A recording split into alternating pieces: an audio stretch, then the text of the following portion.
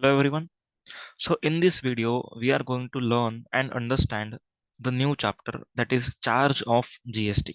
Okay, नया chapter हम लोग अभी स्टार्ट कर रहे हैं that is charge of GST.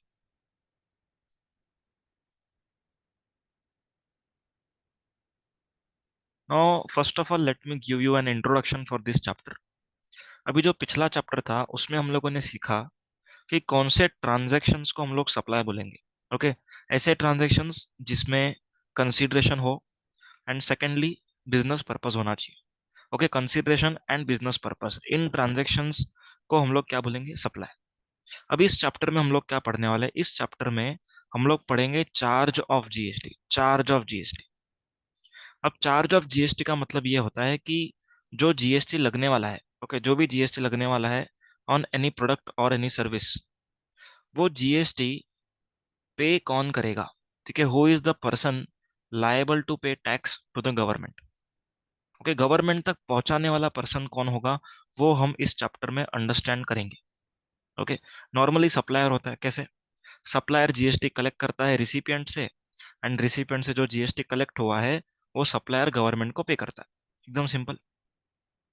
लेकिन गवर्नमेंट ने कुछ केसेस में रिसिपिएंट को जीएसटी भरने के लिए लायबल बनाया है. ओके, वो क्या है वो पूरा हम लोग एक अलग सेशन में डिस्कस करेंगे. ओके, नेक्स्ट लेक्चर में. सेकेंड थिंग, हम लोग क्या डिस्कस करने वाले हैं इस चैप्टर में? Nature of tax. Nature of tax on any supply. मतलब कि हम लोग जो भी सप्लाई कर रहे हैं उस पे टैक्स कौन सा लगेगा?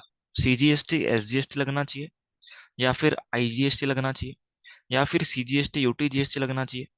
ओके, क्या लगना चाहिए या फिर लगना ही नहीं चाहिए? तो ये चीजें हम लोग इस पर्टिकुलर चैप्टर में डिस्कस करेंगे. Okay, so let us start.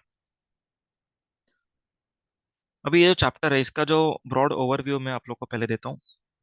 This chapter is contained in section number 7, 8, 9 of IGST Act,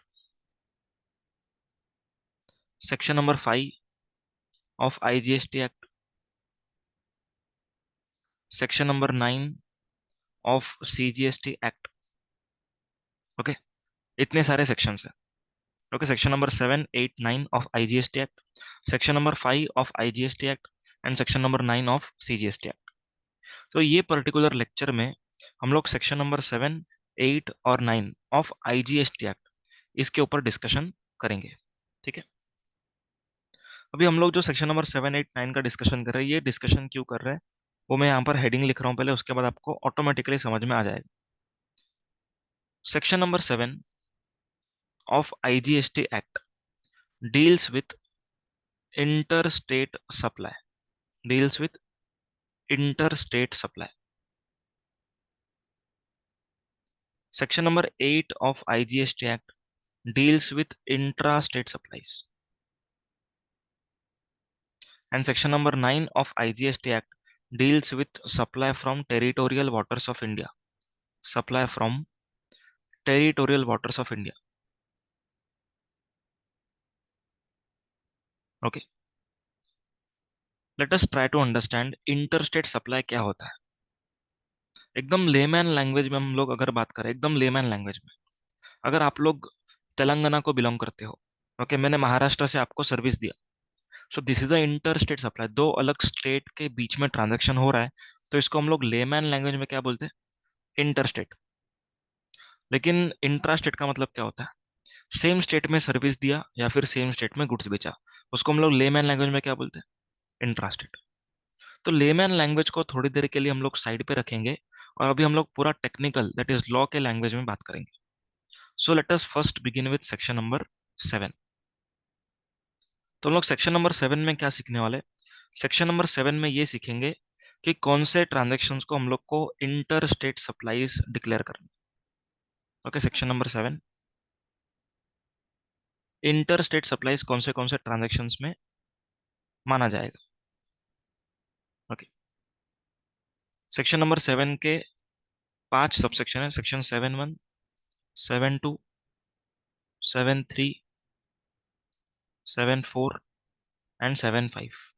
okay, 7.5 के अंदर ए, बी और सी, ओके, तीन अलग क्लॉजेस हैं।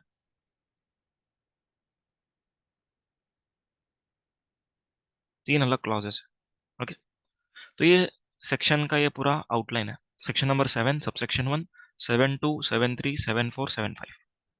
अब सेक्शन नंबर 7.1 एंड 7.2, ओके, ये जो दो सेक्शंस है, ये दो सेक्शंस गुड्स से रिलेटेड बात करते हैं, ओके। एंड सेक्शन नंबर 7.3, 7.4 ये बात करते हैं सर्विसेज से related,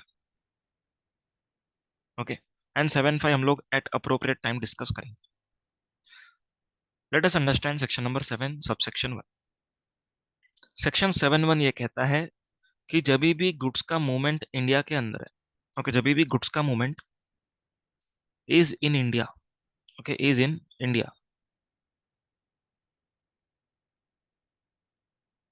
and location of supplier and place of supply is one state one UT, two different states और टू डिफरेंट यूटी, ओके। वापस से एक बार, दो अलग स्टेट, दो अलग यूनियन टेरिटरी, या फिर one state and one union territory, then in that case उस ट्रांजेक्शन को कहा जाएगा inter state supply of goods. Okay, मैं वापस से रिपीट कर रहा हूँ।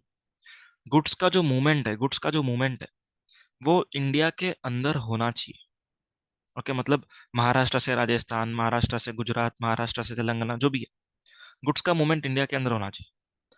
एंड दो फैक्टर्स इंपॉर्टेंट है। दो फैक्टर्स कौन से हैं यहाँ पर? Location of supplier and place of supply.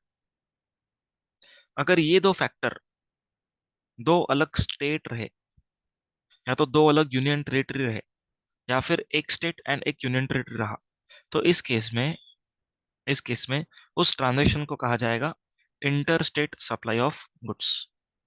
Okay, let us understand what is the meaning of location of supplier and place of supply. Location of supplier मतलब होता है कि सप्लायर कहाँ पर रजिस्टर्ड है, okay, where the supplier is registered. Supplier कौन से state में रजिस्टर्ड है, ओके, उसको हम लोग कहते हैं location of supplier. Place of supply क्या होता है? प्लेस ऑफ सप्लाई एक डेस्टिनेशन वाला स्टेट होता है, लेकिन इसको डिटरमाइन करने के लिए अलग से एक चैप्टर है जो हम लोग सीखने वाले बाद में। Normally it is destination, okay. Location of supplier मतलब सप्लायर कौन से स्टेट में रजिस्टर्ड है। फॉर एग्जाम्पल, अगर मैं महाराष्ट्र में रजिस्टर्ड हूँ, मैं आप लोग को एसी बेच रहा हूँ, ठीक है। एसी मैंने आपको बेचा है, आप गुजरात के हो, महाराष्ट्र से मैंने गुजरात एसी को डिलीवर किया, तो यहाँ पर location of supplier would be Maharashtra, but place of supply would be Gujarat. Accordingly this both are not equal. तो यहाँ पर सप्लायर ने क्या चार्ज करना पड़ेगा? आईजीएसटी चार्ज करना पड़ेगा, because this transaction would be called as inter state supply. सबको समझ में आया क्या? Everyone getting the point? समझ में आया? आगे section number 7 subsection 2, this deals with import of goods. This deals with import of goods, okay. अगर आप लोग गुड्स को इंपोर्ट करते हो, ओके, एंड महाराष्ट्र में क्लियर करवाते, ओके, फॉर एग्जांपल आपने नावा शेवा पोर्ट में इंपोर्ट किया, ओके, एंड महाराष्ट्र में क्लियर किया, तो आपने जिधर इंपोर्ट किया वहीं से क्लियर किया, तो क्या इसको हम लोग इंट्रा स्टेट सप्लाई मानेंगे? क्या नहीं।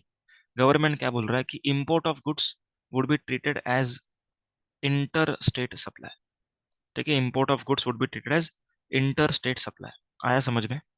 इसीलिए इस इंटर स्टेट सप्लाई के ऊपर आईजीएसटी लगेगा। अभी ध्यान से सुनना, एक इंपॉर्टेंट पॉइंट बता रहा हूँ। सेक्शन नंबर 7 में हम लोग जो पढ़ रहे हैं, सेक्शन 7 में हम लोग क्या पढ़ रहे हैं? सेक्शन 7 में हम लोग पढ़ रहे हैं ये इंटरस्टेट है कि नहीं।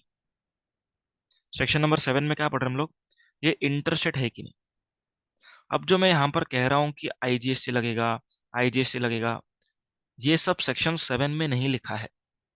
ये सब लिखा गया है section number 5 of IGST act में। पॉइंट समझ में आ रहा है क्या? सेक्शन नंबर 7 के हिसाब से जो भी ट्रांजैक्शंस इंटरस्टेट सप्लाई के कैटेगरी में फॉल करेंगे, उन ट्रांजैक्शंस पर सेक्शन नंबर 5 के हिसाब से आईजीएसटी लगेगा, ओके। सेक्शन नंबर 5 का heading is charging section for interstate supply. Section number 5 का हेडिंग क्या है? Charging section for interstate supply. तो सेक्शन 7 का काम उतना ही है कि ये ट्रांजैक्शन इंटरस्टेट है या नहीं, दैट्स इट। लेकिन इसके ऊपर आईजीएसटी लगेगा या नहीं लगेगा, वो डिटरमाइन कौन करने वाला है? Charging section, that is section number 5। तो यहाँ पर हम लोग देखने गए तो थोड़ा बहुत सेक्शन नंबर 5 को मिला जुला के पढ़ रहे हैं, पर सेक्शन 5 हम अलग से भी पढ़ने वाले। क्लियर है पॉइंट? सो 7.1 7.2 समझ में आया। 7.1 में मूवमेंट इंडिया के अंदर है, location of supplier, place of supply, ये दो अलग स्टेट होना चाहिए, या तो दो अलग यूनियन टेरिटरी होना चाहिए, या तो वन स्टेट वन यूटी होना चाहिए। Then the transaction would be called as interstate supply.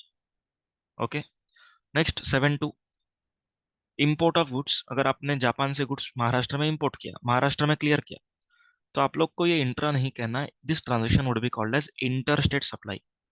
समझ में आया? इसके ऊपर भी आईजीएसटी लगेगा, लेकिन ये जो आईजीएसटी रहता है, ये section number 3 subsection 7 of customs tariff act के हिसाब से लगता है, ये हम लोग बाद में पढ़ेंगे। It means this IGST is not GST, this IGST is a custom duty. Okay, समझ में आ रहा है क्या? हम लोग डिटेल में जब सेक्शन नंबर 5 करेंगे तब देखेंगे इसको। उसके उसके बाद उसके बाद section number 7.3 and 7.4। Section number 7.3 is for services where location of supplier and location of recipient both are in India। Okay, दोनों जन इंडिया के अंदर होने चाहिए। वेरी इंपॉर्टेंट पॉइंट, बहुत ही इंपॉर्टेंट पॉइंट है। 7.3 में कहा जा रहा है कि सप्लायर एंड रिसिपिएंट दोनों जन अगर इंडिया के अंदर हैं तो ही 7.3 में आना। अब 7.3 आगे क्या कहता है? 7.3 ये कहता है कि अगर location of supplier and place of supply दो अलग स्टेट रहेगा, या फिर दो अलग यूनियन टेरिटरी रहेगा, या फिर one state and one union territory रहेगा, उस केस में उस ट्रांजेक्शन को हम कहेंगे inter state supply of services. Okay, सबसे पहला चीज सप्लायर रिसिपेंट इंडिया में होनी चाहिए। दूसरा चीज supplier and place of supply दो अलग स्टेट होने चाहिए, या फिर एक स्टेट एक यूटी होना चाहिए। ओके, या फिर दो अलग यूनियन टेरिटरी होना चाहिए। सिंपल, समझ में आया क्या? Then that case the transaction would be called as interstate supply of service. अब इंटरस्टेट है तो आईजीएसटी लगेगा, सिंपल, लेकिन वो लगेगा सेक्शन नंबर 5 के हिसाब से। समझ में आया है का सेक्शन 7.3? अब बात करते हैं 7.4 की। 7.4 is for import of service. 7.4 is for import of service. अब इंपोर्ट ऑफ सर्विस का मतलब क्या है? हम लोगों ने पिछले लेक्चर में सप्लाई के चैप्टर में देखा था कि अगर आप इंडिया के बाहर से कुछ सर्विस लेते हो तो उसको हम लोग सप्लाई कब बोलेंगे वो सीखा। यहाँ पर क्या सीख रहे हैं? इंपोर्ट ऑफ सर्विस का जो ट्रांजेक्शन है उसको हम लोग इंटर बोलेंगे या इंट्रा बोलेंगे? आंसर इज इंटर स्टेट बोलेंगे उसको। ओके, उसको हम लोग बोलेंगे inter state supply of services. Clear है? मतलब इसके ऊपर भी आईजीएसटी आएगा। एंड जिन लोगों ने जीएसटी पहले पढ़ के रखा है तो मैं बता दूं, आरसीएम में जीएसटी भरना पड़ता है। ओके, जिन लोगों ने पहली बार ये लेक्चर देखा है उन लोग कंफ्यूज नहीं होना है, हम लोग बाद में पढ़ेंगे। ठीक है, आरसीएम का जो भी कंसेप्ट है we will be understanding later on. तो ये चार सेक्शंस क्लियर हो गए। 7.1, जब भी मूवमेंट ऑफ गुड्स इंडिया के अंदर है and location of supplier place of supply दो अलग स्टेट है, दो अलग यूटी है, वन स्टेट वन यूटी, उसको हम लोग इंटरस्टेट बोलेंगे। सेकंड, इंपोर्ट ऑफ गुड्स को हम लोग इंटरस्टेट बोलेंगे, कस्टम ड्यूटी का आईजीएसटी लगेगा। 7.3, जब सप्लायर रिसिपेंट दोनों इंडिया के अंदर है and supplier and place of supply दोनों अलग स्टेट है या तो अलग यूनियन टेरिटरी, या तो वन स्टेट वन यूटी है, उस ट्रांजेक्शन को इंटरस्टेट सप्लाई ऑफ सर्विस बोलेंगे। एंड लास्ट वन, अगर आप लोगों ने इंडिया के बाहर से कुछ सर्विस लिया तो उसको हम लोग बोलेंगे इंटरस्टेट सप्लाई। समझ में आ गया? ठीक है, अब बात कर लेते हैं section number 7.5 A B C। Section number 7.5 A, 7.5 B, 7.5 C। अब 7.5 A ये कहता है कि अगर सप्लायर इंडिया का है, ओके, अगर सप्लायर इंडिया का है and place of supply India के बाहर जा रही है। ओके, प्लेस ऑफ सप्लाई क्या होता है ये आने वाले चैप्टर में मालूम पड़ेगा। ओके, कैसे डिटरमाइन करना है। सप्लायर अगर इंडिया का है, place of supply outside India है, इस ट्रांजेक्शन को हम लोग इंटर स्टेट कहेंगे। पॉइंट समझा है क्या? देखो ये जो चीज है, सप्लायर इंडिया का होना, प्लेस ऑफ सप्लाई इंडिया के बाहर जाना, ये हो सकता है इन केस ऑफ एक्सपोर्ट्स। पर गवर्नमेंट ने यहाँ पर क्लियरली लिखा नहीं है कि export will be interstate supply. लेकिन ये सोचने वाली बात है कि सप्लायर जब इंडिया का है, प्लेस ऑफ सप्लाई इंडिया के बाहर है, तो these transactions are generally export only. Okay, तो यहाँ पर एक्सपोर्ट बोला नहीं, एक्सपोर्ट इज अ इंटरस्टेट ऐसा नहीं बोला। यहाँ पर बोला ये कंडीशन फुलफिल करोगे तो interstate, and exports fulfill these condition. And that's why in GST we tell that export of goods or export of services is an interstate supply. Clear है क्या?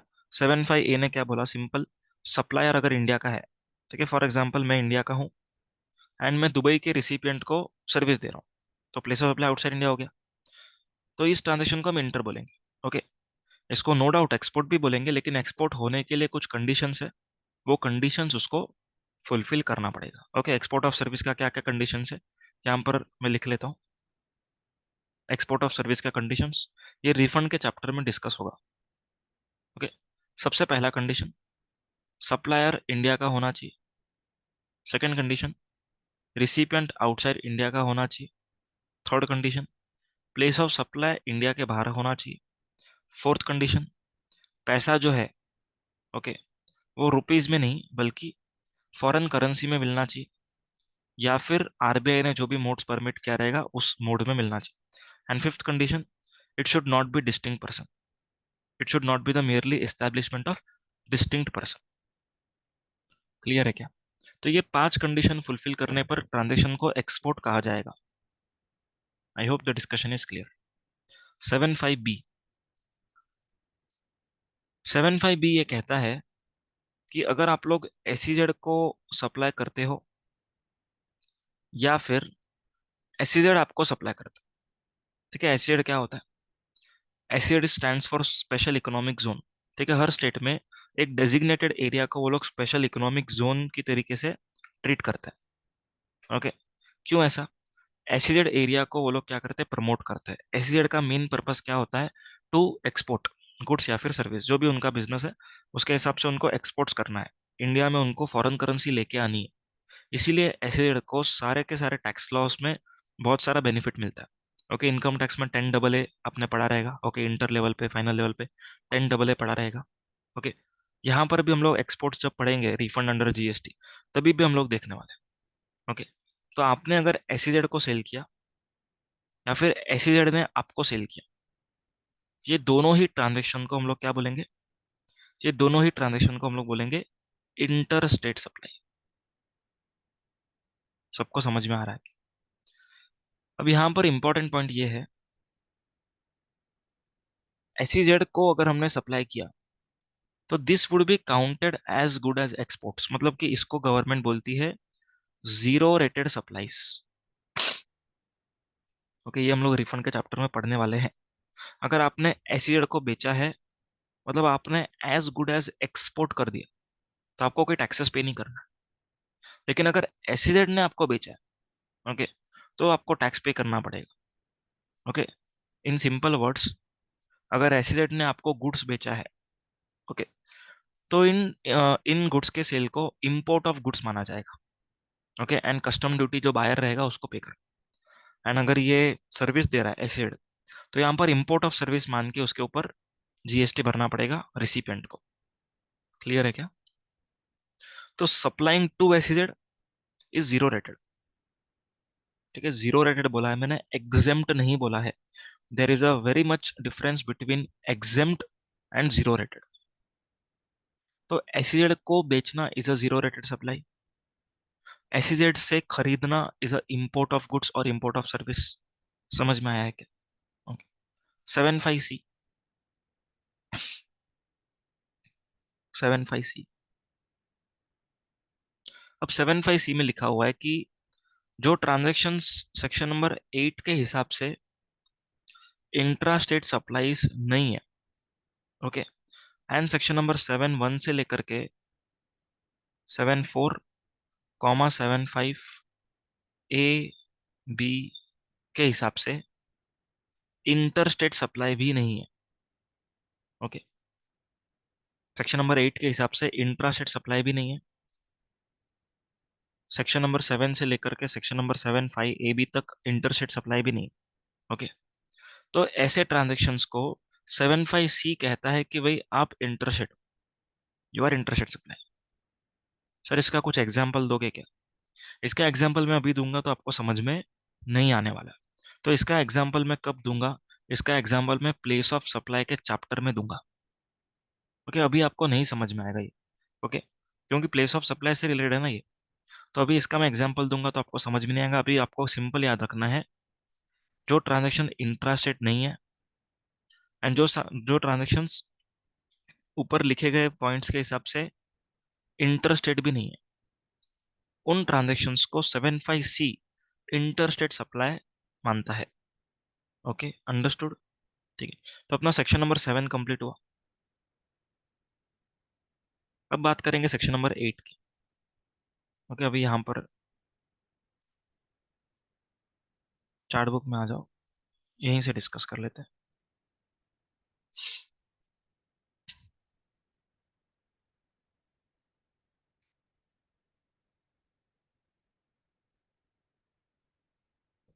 सबसे पहला, सेक्शन नंबर 8 का हेडिंग क्या है? Section number 8 का heading है intrastate supplies. क्या हेडिंग है? Intrastate supplies. If location of supplier and place of supply is same state. देखो, हम लोगों ने इंटरस्टेट सप्लाई में देखा था कि location of supplier and place of supply दो अलग स्टेट है। ओके, दो अलग स्टेट अगर रहेगा, इन केस अगर location of supplier and place of supply अगर अलग स्टेट रहेगा तो इंटरस्टेट, अगर सेम स्टेट रहेगा तो इंट्रास्टेट। क्लियर है क्या? लेकिन कंडीशन ये है सेक्शन नंबर 8(1) की कि movement should be with in India. Okay, जो वहां पर कंडीशन था सेक्शन नंबर 7(1) का, मूवमेंट इंडिया के अंदर होना चाहिए, यहां पर भी सेम। अगर मूवमेंट इंडिया के अंदर है and supplier and place of supply same state है या फिर सेम यूनियन टेरिटरी, तो ऐसे ट्रांजेक्शन्स को हम लोग क्या बोलेंगे? इंट्रास्टेट सप्लाई बोलेंगे। ठीक है, इसके 3 exceptions. There are 3 exceptions to this intrastate provision. Okay, अगर एसईजेड को हमने सप्लाई किया या फिर एसईजेड ने हमको सप्लाई किया, सेम स्टेट है। ओके, एक एग्जांपल लेता हूं यहाँ पर। एग्जांपल, महाराष्ट्र में नॉन एसईजेड एरिया है। ओके, एंड महाराष्ट्र में एसईजेड एरिया। तो हम लोगों ने सेक्शन नंबर 7(5)(b) सीखा था। अगर नॉन एसईजेड से एसईजेड में जा रहा है तो इस ट्रांजेक्शन को हम लोग क्या बोलेंगे? इंटरस्टेट सप्लाई बोलेंगे, चाहे location of supplier and place of supply दोनों सेम स्टेट ही क्यों ना हो। सबको समझ में आ गया? सो एसईजेड को बेचना is a intrastate supply, SEZ को बेचना is a interstate supply, it is a exception to intrastate supply. Clear है? आगे, इंपोर्ट्स। अगर आपने गुड्स को इंपोर्ट किया, फॉर एग्जांपल आपने जापान से गुड्स मंगवाया, जो गुड्स आ रहा है वो 12 नॉटिकल माइल क्रॉस करके आ रहा है। ओके, एक एग्जांपल यहाँ पर ले, for example this is India, यहाँ पर फॉर एग्जांपल महाराष्ट्र। ओके, अभी ये पानी है, ये वेसल है। अब ये वेसल में से गुड्स आ रहे हैं, बराबर है? अभी अज्यूम करो कि ये 12 नॉटिकल माइल का area, this area is a 12 nautical mile area. इसको हम लोग बोलते हैं territorial waters of India, territorial waters of India. अब एज पर कस्टम लॉ, जैसे ही ये टेरिटोरियल वाटर्स में एंटर करता है, ओके, इंपोर्ट स्टार्ट हो जाता है। Okay, import starts. अब यहाँ पर क्वेश्चन ये है कि ये महाराष्ट्र में एंटर कर चुका है। ओके, अब ये क्लियर भी महाराष्ट्र में होने वाला है, तो महाराष्ट्र में एंटर हो चुका है, क्लियर भी महाराष्ट्र में होगा, तो क्या इसको हम लोग इंट्रास्टेट बोल दें? Answer is no. ये आ रहा है फॉर एग्जाम्पल जापान से, तो यहाँ पर हम लोग इसको इंटरस्टेट सप्लाई मानेंगे। Okay, so importation of goods is a interstate supply and not, this is interstate supplies but not intrastate. सबको क्लियर है? समझ में आ गया? Everyone clear with this concept? So import of goods is a inter state supply, not intra state. तो intra state का exception है, भले महाराष्ट्र में आके महाराष्ट्र में ही क्लियर हो रहा है, पर फिर भी उसको हम लोग इंटर स्टेट ही मानेंगे। Okay. Third point, supply to foreign tourist. मतलब अगर एग्जाम्पल महाराष्ट्र में कोई फॉरेन टूरिस्ट ने खरीदी किया, अगर महाराष्ट्र में किसी फॉरेन टूरिस्ट ने खरीदी किया, तो यहाँ पर हमने फॉरेन टूरिस्ट को बेचा है, उसको हम लोग इंटर स्टेट सप्लाई मानेंगे and not intra state. Okay, भले सेम स्टेट के अंदर वो हम लोग बेच रहे हैं। क्लियर है पॉइंट? सो अपना सेक्शन नंबर 8(1) क्लियर हो गया। अब बात करेंगे 8(2), intra state supply of service. सबसे पहला पॉइंट तो एकदम सिंपल है, location of supplier and location of recipient should be in India. Okay, यहाँ पर मैंने मूवमेंट लिखा है गलती से, सो कट करके लिखो, location of supplier and location of recipient should be India. Okay, दोनों जर इंडिया में होने चाहिए, and location of supplier and place of supply, ये दोनों सेम स्टेट होना चाहिए। ओके, हम लोगों ने ऊपर देखा था सेक्शन 7 में, दोनों अलग रहेगा तो इंटरस्टेट, दोनों सेम रहेगा तो अभी पढ़ रहे इंट्रास्टेट। ओके, दोनों अलग रहेगा इंटरस्टेट, दोनों सेम रहेगा it would B intrastate. Okay, इसमें एक एक्सेप्शन है, अगर आपने एसईजेड को सेल किया है तो it will be interstate not intrastate, even if supplier and place of supply belongs to same state. समझ में आ गया? Okay, next. अब मीनिंग ऑफ डिस्टिंक्ट पर्सन यहाँ पर दिया हुआ है। डिस्टिंक्ट पर्सन का मतलब क्या है? अगर किसी कंपनी का इंडिया में एक एस्टेब्लिशमेंट है, ओके, एंड इंडिया के बाहर भी एक एस्टेब्लिशमेंट है, इंडिया में भी है, इंडिया के बाहर भी है, तो यहाँ पर उन दोनों को हम लोग क्या बोलेंगे? डिस्टिंक्ट पर्सन बोलेंगे। ओके। या फिर अगर किसी कंपनी का इंडिया में ब्रांच ऑफिस है या फिर एजेंसी है, तो उस एजेंसी को हम लोग क्या बोलेंगे? Distinct person. क्लियर है? अब यहाँ पर एक सर्कुलर है, ये सर्कुलर ये कहता है कि अगर अगर एसईजेड में, ओके, अगर एसईजेड में हम लोगों ने होटल अकोमोडेशन सर्विस दिया, कॉन्फ्रेंस हॉल को बुक करने का सर्विस दिया, बैंक्वेट सर्विसेज दिया, तो क्या इन ट्रांजेक्शन्स को हम लोग इंटरस्टेट बोलेंगे कि इंट्रास्टेट बोले? ये क्वेश्चन अराइज क्यों हुआ वो मैं पहले आपको बताता हूँ। अभी location of supplier would B SEZ, okay, क्योंकि होटल एसईजेड में। अभी प्लेस ऑफ सप्लाई का प्रोविजंस के हिसाब से होटल का location, that is location of immovable property is the place of supply, तो वो भी एसईजेड है। तो यहाँ पर ये जो ट्रांजेक्शन है, क्या इस ट्रांजेक्शन को हम लोग इंट्रास्टेट बोले? क्योंकि location of supplier and place of supply दोनों सेम रहेगा, तो इसको इंट्रा बोलना चाहिए कि नहीं बोलना चाहिए? तो गवर्नमेंट ने सर्कुलर इशू किया कि अगर एसईजेड को आप सर्विस दे रहे हो, एसईजेड में अगर एसईजेड को सर्विस दिया जा रहा है, तो भी उसको हम लोग इंटर स्टेट ही बोलेंगे। क्लियर है क्या? तो भी हम लोग उसको इंटर स्टेट ही बोलेंगे। आया समझ में? तो ये सर्कुलर में उतना ही लिखा। सबको क्लियर हो गया? ओके। तो एक बार क्विकली रिकैप करवा रहा हूँ।